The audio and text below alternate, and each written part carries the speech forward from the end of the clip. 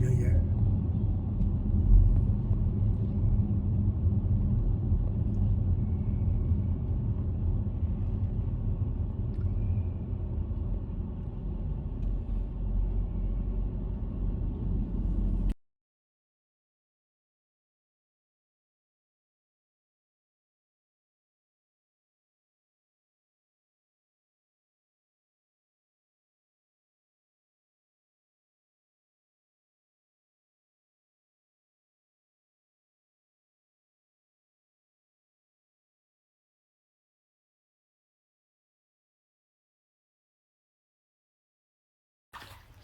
နိုဝင်ဘာလ15 16 19လောက်ဆိုရင်တော့အရန်လှတယ်ဒါပေမဲ့ဒီနှစ်မှာတော့မိုးရွာသွားတော့လေရက်20ကျော်မှရောက်ဖြစ်တယ်ကိုသွားမယ်လာခြင်းနဲ့ဆိုလို့ရှိရင်တော့ထိုင်းနိုင်ငံကမိုးရသည့်အခြေအနေလေးပါလေးစုံစမ်းပြီးတော့မှသွားနော်ဘာဖြစ်လို့လဲဆိုတော့မိုးရွာရောတိတ်တော့အဆင်မပြေဘူးလန်ခီးရလေအားကြောင့်မို့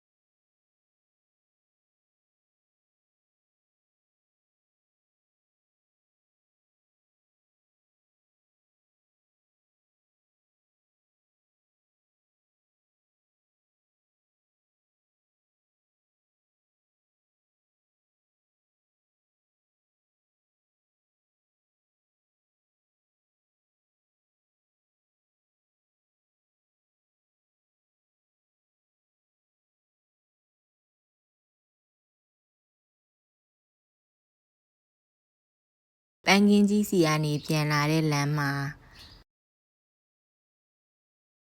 အိမ်ပြန်လက်ဆောင်ဝယ်လို့ရတဲ့ဈေးလေးလည်းရှိတယ်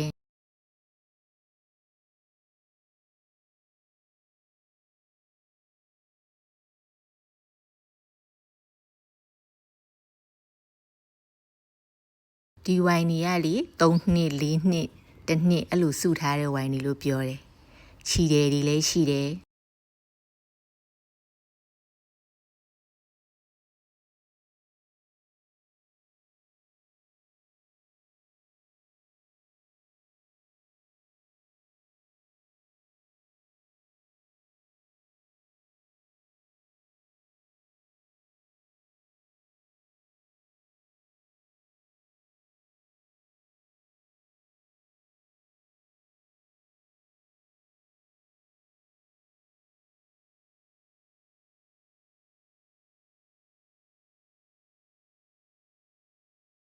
အတီးချောက်တီရောယိုတွေရောအစုံပဲ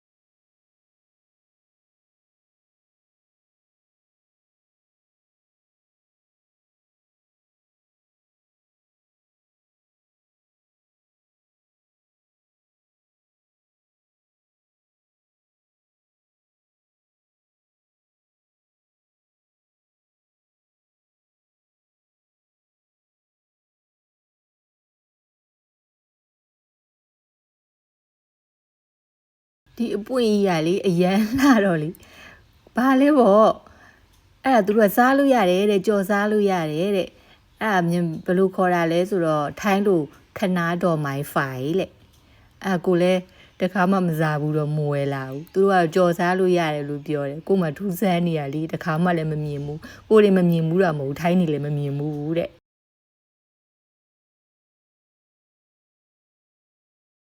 လာတဲ့လူတိုင်းကအဲ့ဒီအရွက်ကိုမင်းနေလို့ကိုမှနှက်ခါပြန်အောင်ရိုက်